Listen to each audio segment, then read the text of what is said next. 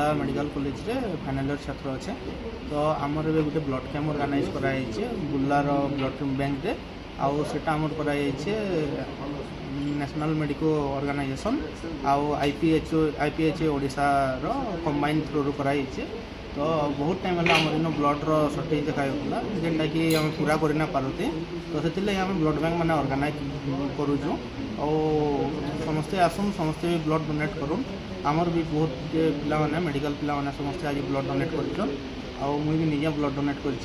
तो ये जिनिस कि मुझे बहुत खुशी अच्छे।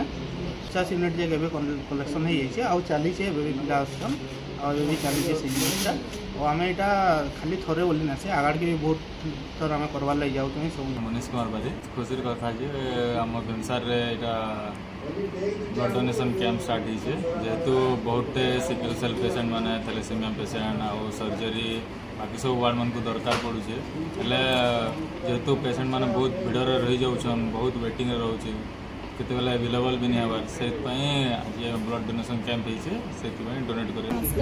मुझे स्मृतिरानी प्रधान बुर्लार बासिंदा अटे आउ 2-3 दिन है बुर्लार रक्त संकट बोली देखा जाऊला पेपर जे बेले तेणु पढ़ी आसिकी आज रक्त देली आ बहुत खुशी लगुचे। आमर समाज रे बहुत सारा गरीब मैंने अच्छा जिन मानक की दरकार हाँ से मैंने डोनर सब बेले अरेंज कर नहीं पारन सांगे सांगे लगी मुझे देली आपण मैंने भी आसुन समस्ते बहुत नोबेल वर्क टे।